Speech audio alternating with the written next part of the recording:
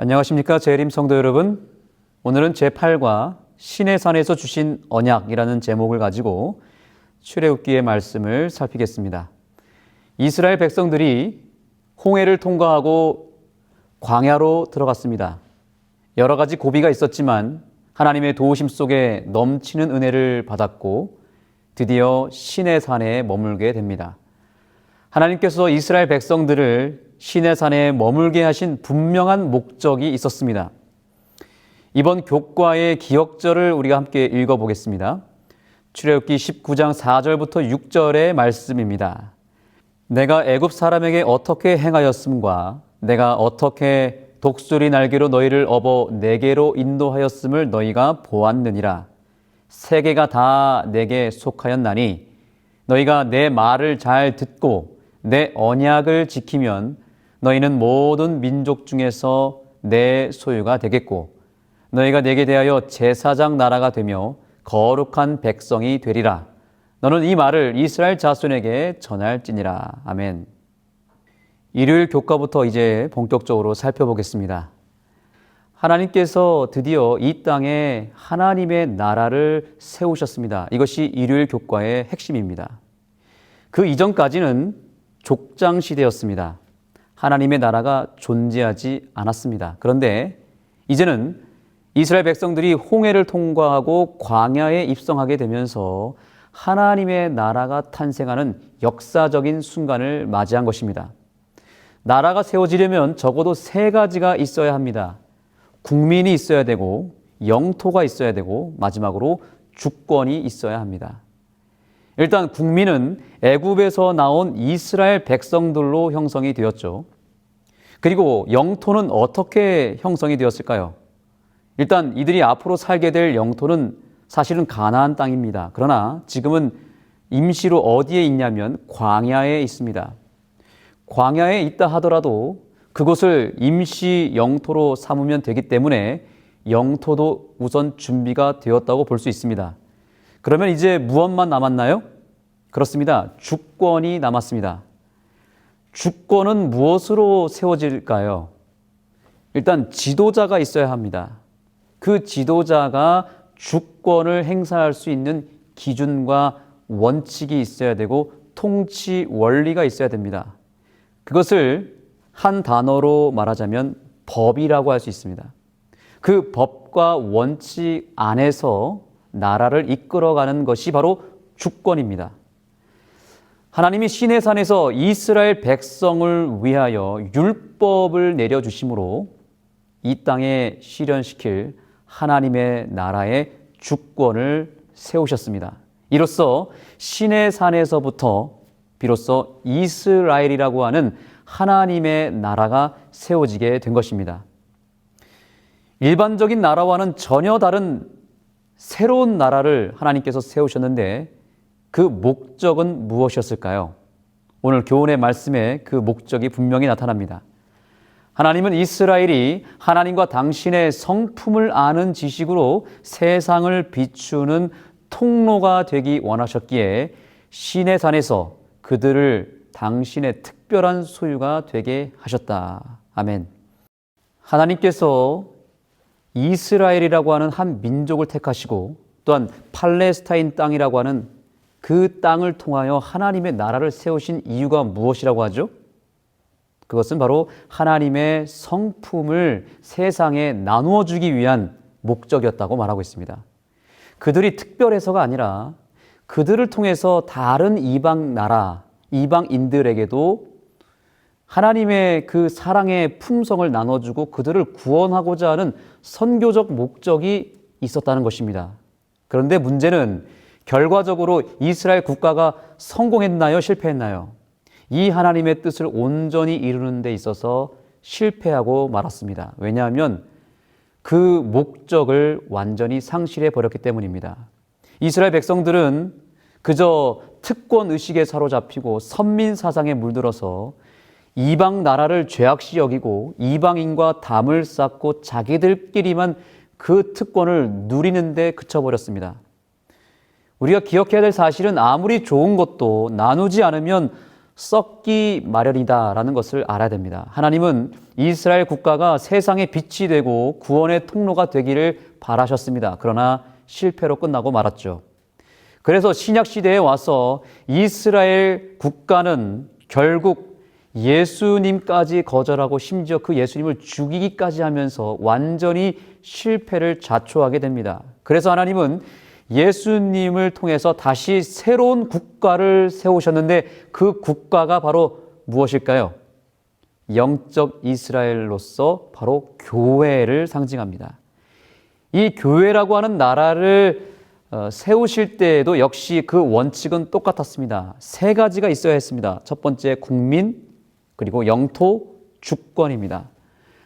그렇다면 여기서 국민은 누구를 말하는 것일까요? 바로 저와 여러분을 포함한 신약시대의 모든 백성들을 말합니다. 그렇다면 땅은 어디에 있을까요? 실제적인 우리의 땅은 사실 하늘에 있습니다. 그러나 하나님은 이 땅에서도 하나님의 나라를 세우기 위해서 임시적으로 땅을 찾으셨습니다. 처음에는 구약의 팔레스타인 땅을 선택했겠지만 그것이 실패로 돌아갔기 때문에 하나님의 나라를 세우기 위한 새로운 땅을 찾으셨습니다. 그 땅은 어떤 땅을 말하는 것일까요? 바로 우리의 마음이라고 하는 땅입니다. 씨 뿌리는 자의 비유에 보면 농부가 등장하죠. 그 농부가 어디에다가 씨를 뿌렸다고 말하고 있죠? 좋은 땅에다가 뿌렸다고 말합니다. 거기서 씨란 바로 하나님의 말씀 혹은 율법이라고 볼 수 있습니다. 그렇다면 밭은 무엇입니까?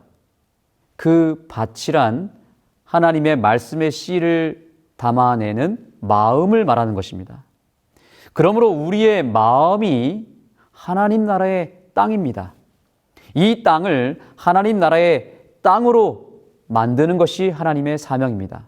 하나님 나라의 법이 이 마음이라고 하는 땅에 심기어지게 되면 비로소 이 마음 땅이 하나님의 나라가 세워지는 놀라운 역사가 일어나는 곳이 되는 것입니다. 그러므로 마음이 하나님 나라가 된 사람들이 모이는 곳을 신약시대에는 교회라고 부르고 그 교회를 영적 이스라엘 국가라고 말하는 것입니다. 이 땅에 하나님이 그분의 나라를 세우시는 분명한 목적은 그렇다면 무엇일까요? 아까 이미 설명드렸습니다. 그것은 바로 하나님의 품성을 이 땅에 실현시키는 것입니다.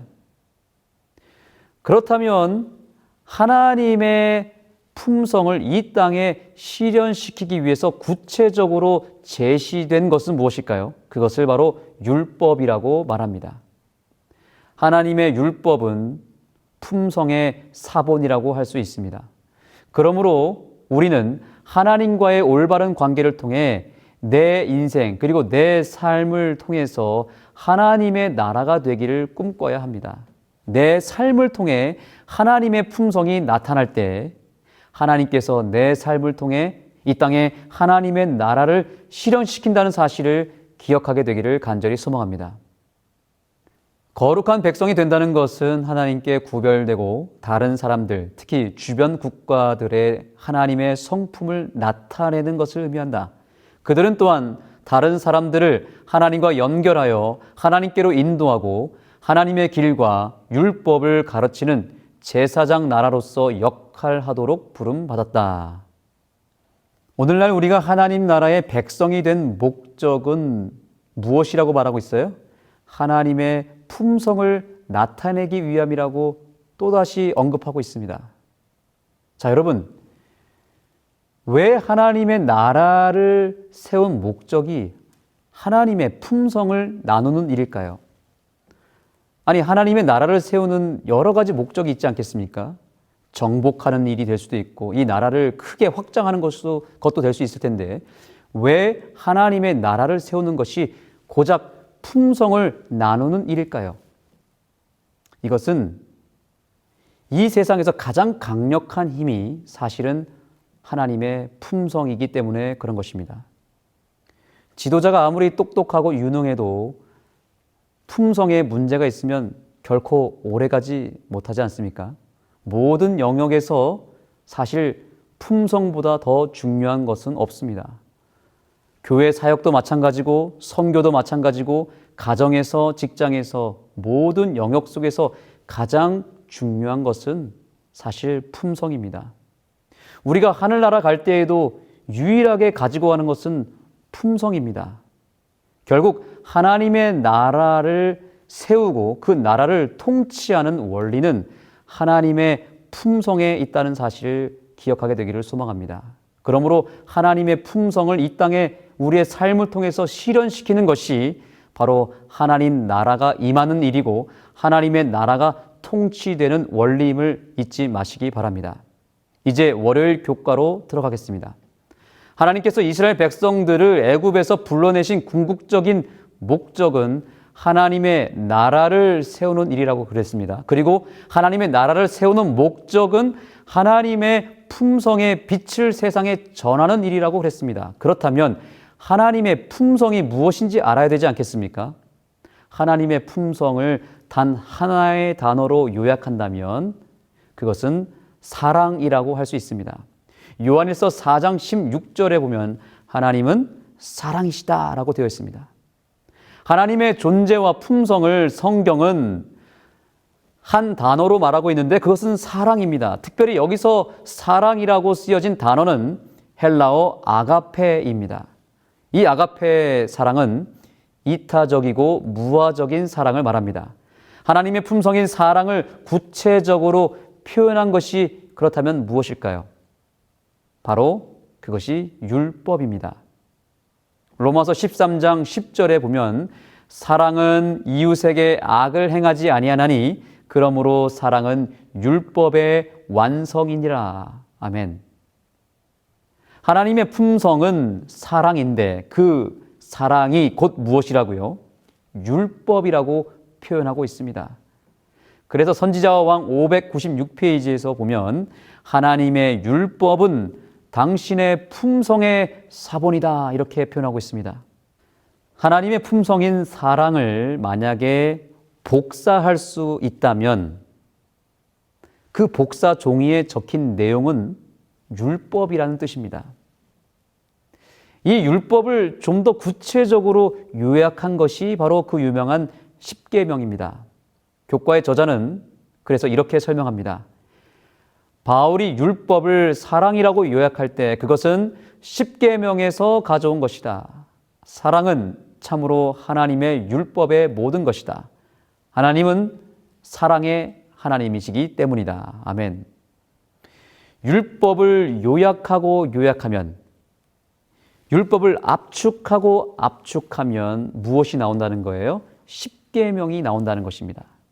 그래서 십계명은 그저 10가지 도덕 규범을 의미하는 것이 아니라 그 뿌리가 하나님의 품성인 사랑에서 왔고 더 나아가 이것은 하나님의 통치 원리이며 하나님의 나라가 세워지는 원리인 것입니다. 교훈의 말씀을 볼까요?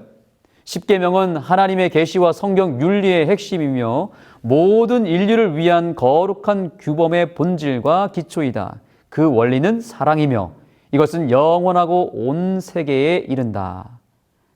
이 십계명이 이 세상 모든 나라와 민족을 다 초월한 본질 중의 본질이고 행복의 원리라고 하는 사실을 잊지 마시기 바랍니다.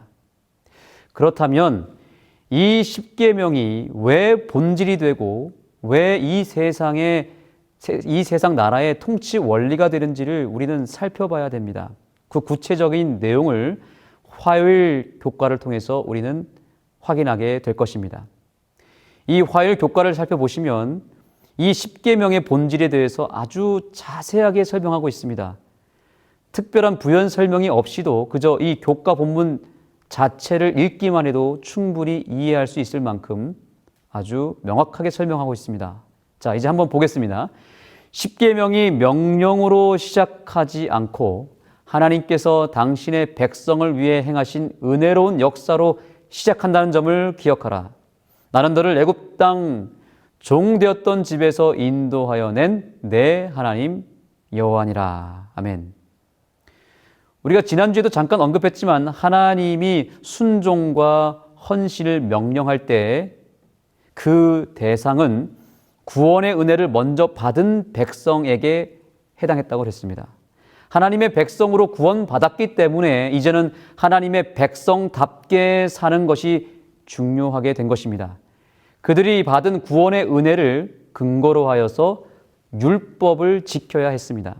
주님은 먼저 이스라엘에게 자유와 구원을 주심으로 당신의 은혜를 나타내시고 그런 다음에 하나님의 뜻을 계시하신다. 아멘. 다시 이 부분을 주목해서 보시기 바랍니다. 주님은 먼저 자유와 구원을 주신 다음에야 무엇했다고요? 당신의 뜻을 계시했다고요. 즉 계명은 하나님께서 우리를 위해 행하신 일에 대해 사랑하고 감사하는 마음으로 지키는 것이다. 여러분, 우리가 율법을 지키는 것은 구원받기 위해 지키는 것이 아니라 이미 구원받았기 때문에 그 구원에 감사하는 마음으로 율법을 지키는 것이라고 오늘 교과 본문은 분명하게 얘기하고 있습니다. 이스라엘 백성에게 율법을 내려주신 시점을 보면 더 분명해집니다. 애굽에 있을 때에 율법이 주어졌나요? 그렇지 않습니다. 율법이 언제 주어졌죠? 이번 주 교과의 제목을 보십시오. 애굽에서 불러내신 다음에 홍해를 통과하고 시내산에서 비로소 율법을 주셨습니다. 이는 율법이라고 하는 것이 구원의 조건이 아니라 구원의 결과라는 사실을 우리에게 알려주고 있는 것입니다.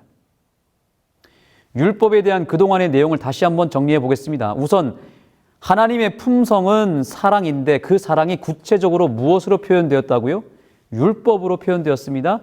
이 율법을 좀 더 자세하게 살펴보면 크게 두 가지로 요약할 수 있습니다. 자, 예수님께서 이 율법에 대해서 이렇게 요약하셨습니다. 예수께서 이르시되 내 마음을 다하고 목숨을 다하고 뜻을 다하여 주 너희 하나님을 사랑하라 하셨으니 이것이 크고 첫째 되는 계명이요 둘째도 그와 같으니 내 이웃을 내 자신과 같이 사랑하라 하셨으니 이 두 계명이 온 율법과 선지자의 강령이니라. 이렇게 기록되어 있습니다. 율법을 예수님께서 두 가지로 요약하셨는데 첫째는 무엇이라고요? 하나님을 사랑하는 것이고요. 둘째는요, 이웃을 사랑하는 것입니다. 이 두 가지를 더 세밀하게 나타낸 것이 무엇일까요? 그것이 바로 십계명입니다. 십계명을 철저하게 두 가지로 나눌 수 있습니다. 처음 네 계명에서 십계명은 하나님의 사랑을 설명하고 다음 6계명에서는 이웃 사랑을 설명한다. 십계명은 하나님을 무엇보다 공경하는 수직적 사랑으로 시작하여 다른 사람을 존대하는 수평적 사랑으로 이어진다. 아멘. 하나님의 품성인 사랑을 구체적으로 실천하는 방법은 크게 두 가지인데 첫째는 하나님을 사랑하는 것이고요. 두 번째는요, 그렇습니다. 이웃을 사랑하는 것입니다. 그리고 이것에 대한 더 구체적인 방법이 10가지로 제시되었는데 그것이 바로 십계명이라고 오늘 교과의 저자는 분명하게 이야기하고 있습니다. 이제 수요일 교과로 들어가겠습니다. 율법에 대한 본질과 구조에 대해서 지금까지 잘 살펴봤습니다. 이제 율법이 우리에게 제공해 주고 있는 기능을 살펴보겠습니다. 많은 기독교인들이 율법에 대해서 크게 오해하고 있는 부분이 있습니다. 구원은 율법을 통해서 받는 것인가요? 아니면 예수님의 십자가를 통해서 받는 것인가요? 그렇죠. 십자가를 통해서 받는 것입니다. 율법이 우리에게 구원을 주는 것은 결코 아닙니다. 그렇기 때문에 구약의 율법은 더 이상 우리에게 필요 없는 것이라고 주장하는 여러 기독교의 백성들이 있습니다. 더 나아가서 구약의 율법은 폐했다고 주장합니다. 이에 대해서 교과의 저자는 이렇게 설명합니다. 구원은 율법을 지키는 것을 포함한 행위를 통해 얻는 것이 아니라 믿음으로 말미암는 것이기 때문에 어떤 기독교인들은 율법은 폐지되었으며 더 이상 율법을 지킬 필요가 없다고 주장한다. 이처럼 오늘날의 많은 기독교인들이 율법은 더 이상 우리에게 필요 없다라고 주장합니다. 오직 예수, 오직 십자가로 구원받은 우리가 더 이상 율법을 지킬 필요가 있을까요? 없다라고 그들은 주장합니다. 과연 율법은 더 이상 우리가 지킬 필요가 없는 과거 구약 시대에만 필요했던 법일까요? 이번 수요일 교과의 핵심은 오늘날 우리에게 여전히 율법이 필요한 이유를 명확하게 설명하고 있는 것이 그 핵심입니다. 율법이 우리에게 구원을 주지 않는데 왜 율법을 버리지 말아야 할까요? 그 이유를 저자는 이렇게 정리하였습니다. 율법은 사람을 악에서 지켜주며 우리를 예수께로 인도하는 안내자와 같다. 율법을 통해 의롭게 될 수 없지만 우리는 율법 때문에 복음이 필요함을 안다. 우리가 율법을 버리지 않아야 되는 첫 번째 이유, 그것은 율법은 우리를 지켜주는 울타리의 역할을 하기 때문입니다. 하나님께서 우리에게 율법을 주신 목적을 분명하게 알아야 됩니다. 네, 율법은 우리에게 구원을 제공해 주지는 않습니다. 그러나 율법은 우리에게 행복을 제공해 줍니다. 구원은 100% 오직 예수 그리스도를 통해서만 가능합니다. 그런데 행복이라고 하는 것은 율법을 통해서 구체적으로 얻을 수 있습니다. 물에 빠진 사람에게 당장 필요한 것은 구원이죠. 그런데 물에서 건져내기만 하면 끝인가요? 그 다음이 있지 않습니까? 그 다음은 무엇입니까? 물에서 건져냄을 받았다면 그 다음부터는 더 이상 물에 빠지는 행동을 하면 안 됩니다. 위험한 행동을 하지 말아야 하고 늘 안전하고 건강에 유의해야 됩니다. 이것이 최종 목적이죠.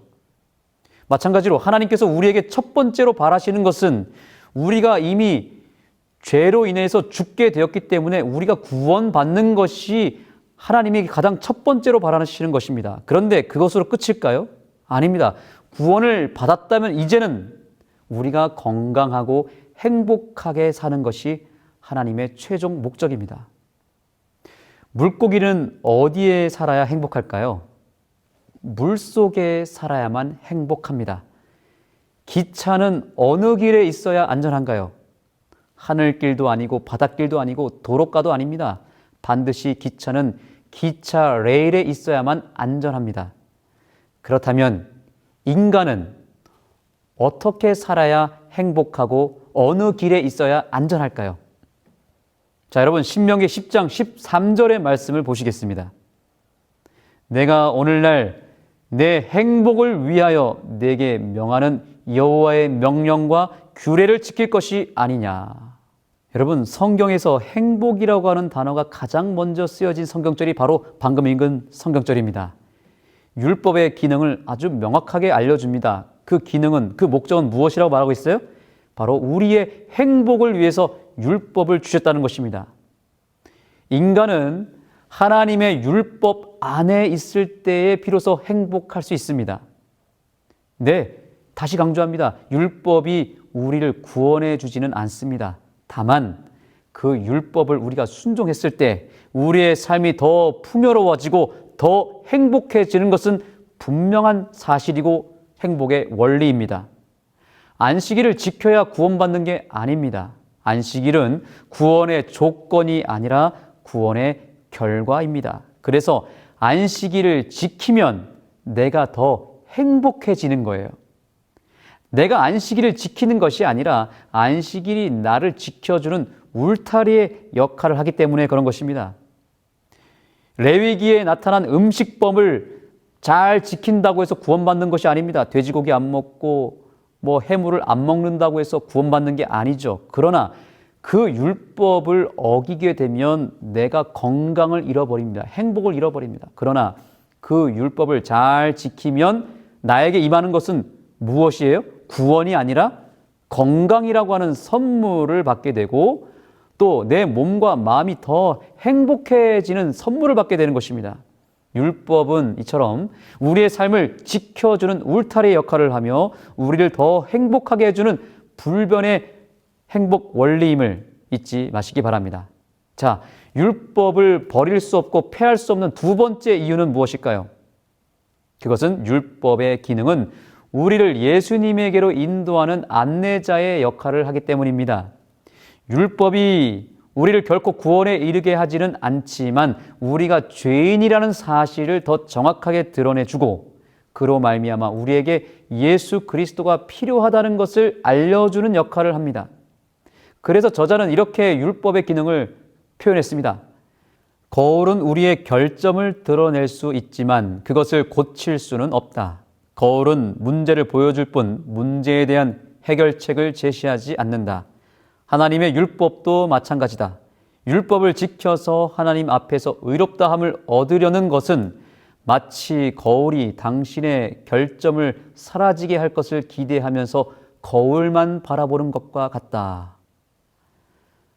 율법의 기능을 아주 완벽하게 설명했습니다. 거울의 기능은 그저 보여주고 그 실상을 드러내주는 역할만 하지 실제적인 고치는 기능은 하지 않는다는 거죠.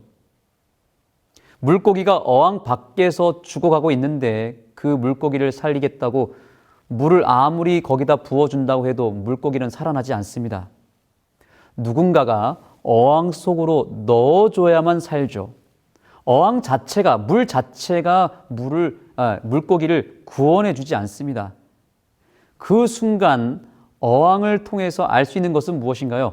어항 밖에 물고기가 빠져나갔다는 사실만 어항이 알려줄 뿐이지 어항 자체가 구원해 주지는 않죠. 그러나 그 어항이 알려주는 건 뭐예요? 물고기를 누군가가 어항 속에 넣어줘야 된다는 것을 알려주고 있습니다. 기차가 만약에 사고가 나서 철로 밖으로 이탈해 버렸을 때 철로는 여전히 그 자리에 있을 뿐 기차를 위해서 철로가 해줄 수 있는 것은 사실 하나도 없습니다. 다만 기차가 철로 밖으로 이탈했다는 사실을 알려주고 있죠. 철로 자체가 기차를 안전한 곳으로 이동시켜 주나요? 그렇지 않습니다. 그러면 그렇다고 해서 철로가 필요 없습니까? 그렇지도 않죠. 철로라고 하는 것은 여전히 그 자리에 있어야 됩니다. 기차를 철로로 옮겨줄 존재가 필요한 것이죠. 그것을 우리는 구원이라고 말할 수 있습니다.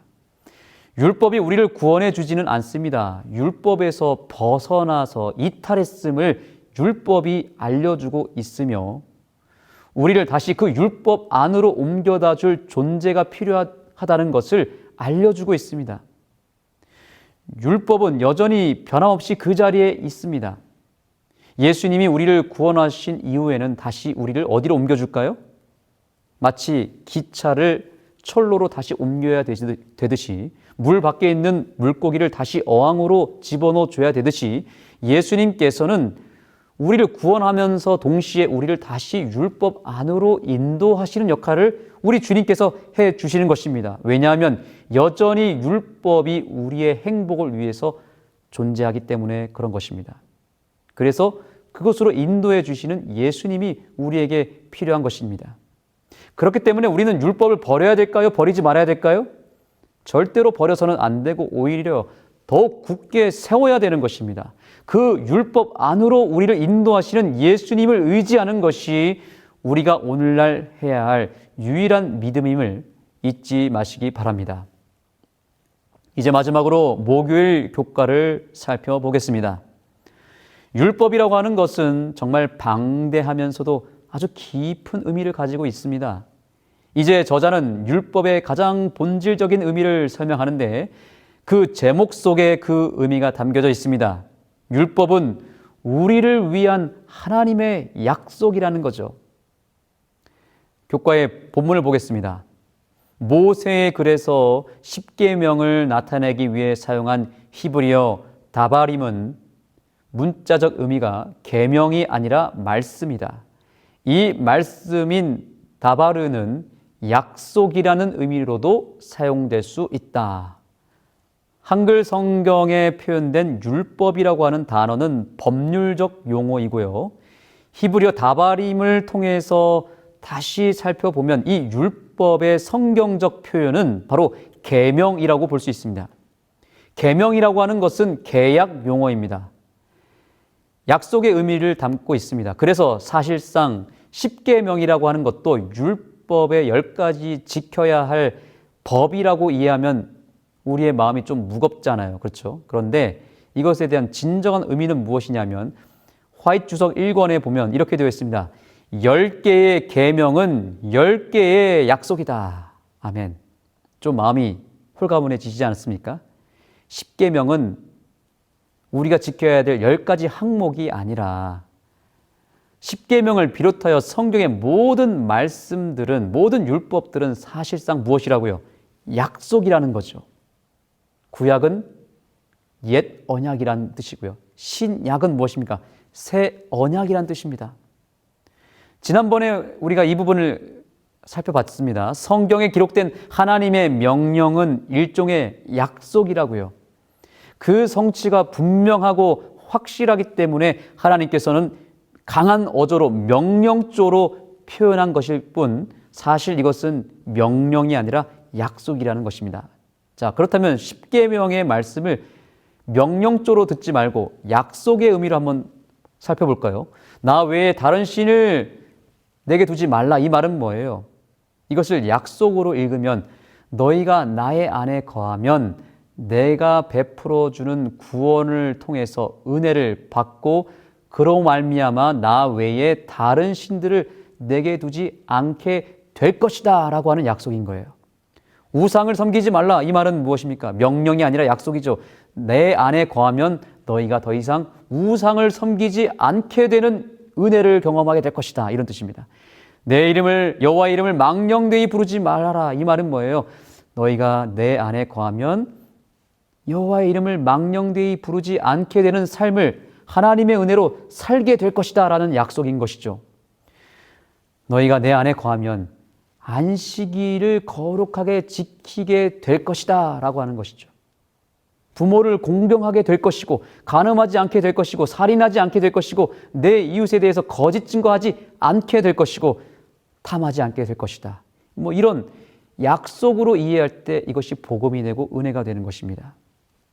이러한 하나님의 강력한 도우심과 인도하심을 통해서 내 스스로의 힘이 아닌 하나님의 은혜와 능력으로 모든 약속들이 내 안에서 그분의 능력으로 말미암아 성취되어지는 놀라운 역사가 일어나게 될 줄 믿습니다. 그런 의미에서 우리가 교훈의 말씀을 한번 읽어볼까요? 십계명은 하나님의 약속으로 이해해야 한다. 약속은 주께서 놀라운 일을 행하실 수 있도록 우리를 바른 길로 인도한다. 우리는 그 말씀에 순종해야 한다. 아멘. 하나님의 계명을 약속으로 표현한 이유는 그것을 이루는 주체가 철저히 인간인 우리가 아니라 하나님이라고 하는 사실을 알려주고 있기 때문입니다. 약속은 여기 보니까 주께서 놀라운 일을 행하신다라고 말하고 있습니다. 주체가 누구라고요? 하나님이라고요. 우리는 그저 도구일 뿐이다 라고 볼 수 있습니다. 내가 어떻게 독수리 날개로 너희를 업어 내게로 인도하였음을 너희가 보았느니라. 세계가 다 내게 속하였나니 너희가 내 말을 잘 듣고 내 언약을 지키면 너희는 모든 민족 중에서 내 소유가 되겠고 너희가 내게 대하여 제사장 나라가 되며 거룩한 백성이 되리라. 자, 방금 제가 읽은 이 성경절에 강조된 부분은 무엇입니까?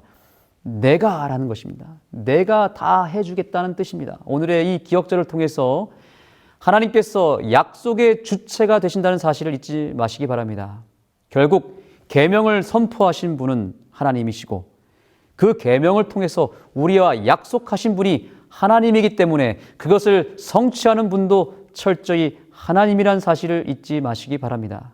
그러므로 오늘 우리는 하나님의 계명을 우리의 힘으로 힘겹게 지키는 것이 아니라 그 약속의 주체가 되시는 하나님을 의지함으로 말미암아 하나님의 은혜를 통해서 하나님의 약속을 성취해가는 저와 여러분이 되기를 간절히 소망하며 오늘의 모든 교과를 마치도록 하겠습니다.